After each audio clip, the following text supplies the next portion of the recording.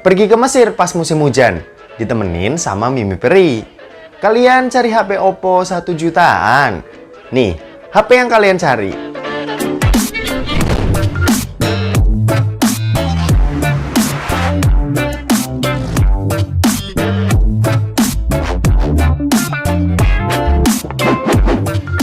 So, balik lagi sama Kulas Sore. Oke, ini adalah Oppo A15, smartphone entry level milik Oppo yang rilis akhir tahun kemarin. Yap, smartphone ini ditujukan sebagai pengganti dari Oppo A12. Nah, apakah smartphone ini cocok buat kalian yang lagi cari HP Oppo dengan harga yang murah? Di bagian desain, jujur aku bisa bilang ini adalah salah satu desain smartphone keren buat kelas harga 1 jutaan. Kalau kemarin-kemarin kita pernah bahas Vivo Y12s dan itu dapat respon positif buat bagian desainnya, di Oppo A15 ini pun rasanya juga sama. Desainnya cakep dengan modul kamera mengotak gini yang di dalamnya terdapat 3 buah kamera dan 1 buah LED flash. Buat materialnya ini sendiri pakai bahan plastik ya, yang didesain Oppo ini justru nggak kelihatan kayak plastik. Aku cukup salut sama brand-brand yang membuat smartphone murah gini justru terlihat lebih mahal kayak di Oppo A15 ini. Untuk bodinya ini kurang mereduksi cap sidik jari ya, jadinya kalian harus rajin-rajin buat bersihin ini HP, atau kalau nggak mau ribet kalian bisa pakein HP ini case. Nah, sayangnya belum kayak si Vivo Y12s yang taruh sensor fingerprint di bagian samping, Oppo A15 ini masih taruh sensornya ini di bagian belakang yang mengganggu buat looks-nya sendiri ya. Padahal bisa lah ya kalau ditaruh di bagian samping supaya kelihatan bersih di bagian belakangnya, supaya lebih cakep lagi nih. Buat kecepatan bacanya ini sendiri standar, cuma aku nggak ada masalah sama sekali selama jarang terjadi miss baca yang kadang sering terjadi ya di smartphone-smartphone murah lainnya. Kalau buat frame, Oppo A15 ini pakai desain bermaterialkan plastik yang di sisi atas ini kosong, nggak ada apa-apa. Di sebelah kanan ada tombol volume dan tombol power. Di sisi kiri ada SIM tray yang triple slot, bisa buat menampung 2 kartu nano SIM dan 1 buah micro SD tambahan. Dan di sisi bawah ini terdapat lubang jack audio 3,5 mm, lubang mikrofon, lubang charging micro USB, dan grill speaker. Sementara buat di bagian depan, smartphone ini masih pakai desain lama, yaitu notch water drop buat rumah dari kamera depannya. Buat bezel ya standar HP 1 jutaan yang masih kelihatan cukup tebal, cuma aku pribadi nggak ada masalah buat itu. Kalau masalah layar, Oppo A15 ini dibekali dengan layar berpanel IPS LCD dengan resolusi HD+ dan luas layar 6,52 inci. Buat penggunaan sehari-hari kayak nonton film, main sosmed, atau main game, aku nggak ada keluhan buat layar HD Plus-nya. Gambarnya tetap enak dilihat meski sekali lagi cuma pakai resolusi HD+. Buat aku yang sering ngabisin waktu seharian di depan layar kayak scrolling-scrolling Instagram atau YouTubean, layar di Oppo A15 ini kayaknya udah lebih dari cukup. Next kita bahas kameranya.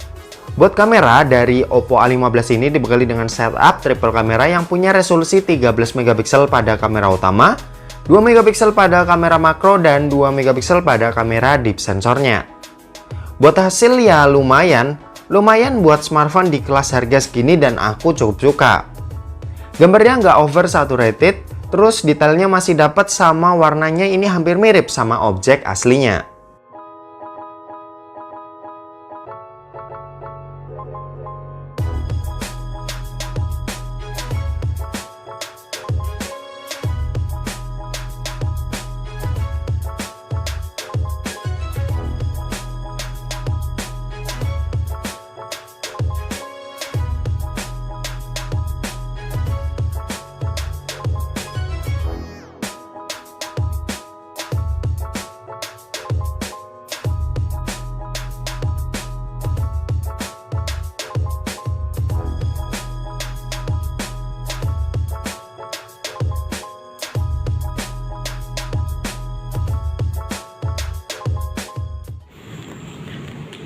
Oke, ini perekaman video kamera belakang dari Oppo A15. Ini direkam pakai resolusi Full HD 30 fps.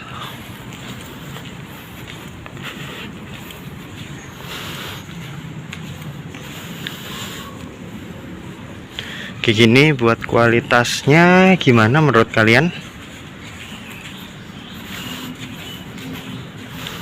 Ini aku pakai jalan santai ya. Kelihatan di sini videonya nggak stabil. Cuma gambarnya buat kualitas gambarnya ya boleh lah buat harga 1 jutaan. Oke. Ini kalau ke bawah, ini kalau ke atas. Oke, gitu aja. Kalian nilai juga buat kualitas audionya kayak gimana. Oke atau enggak.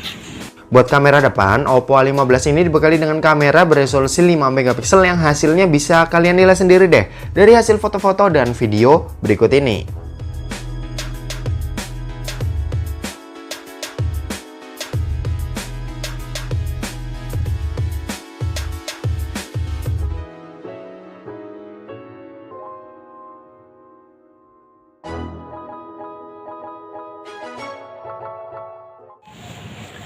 Oke, ini perekaman video kamera depan dari Oppo A15. Rekam pakai resolusi Full HD 30 fps. Ini kalau backlight kayak gini. Ini kalau HP-nya aku agak naikin ke atas. Gimana menurut kalian? Oke. Ini sore hari ya, jam 4:30 sore, agak mendung juga makanya mungkin agak sedikit gelap. Oke, mungkin gitu aja. Yo. Next kita bahas masalah performanya. Buat performa dari Oppo A15 ini dibekali dengan chipset MediaTek Helio P35 dengan fabrikasi 12 nanometer dan didukung juga dengan dukungan GPU PowerVR GE8320. Buat performa ya standar-standar aja. HP ini emang bukan buat main game. Cuma kalau emang kalian paksa main game ya jangan berharap lebih aja. Mainin game Mobile Legends ini udah paling bener. Soalnya game ini tergolong enteng dan masih bisa buat dimainin. Terus kalau main PUBG Mobile bisa jalan sih gamenya. Cuma kalian harus ekstra sabar sama HP ini karena bakal kerasa berat banget. Karena tenaga smartphone ini nggak ngangkat buat jalanin game yang satu ini.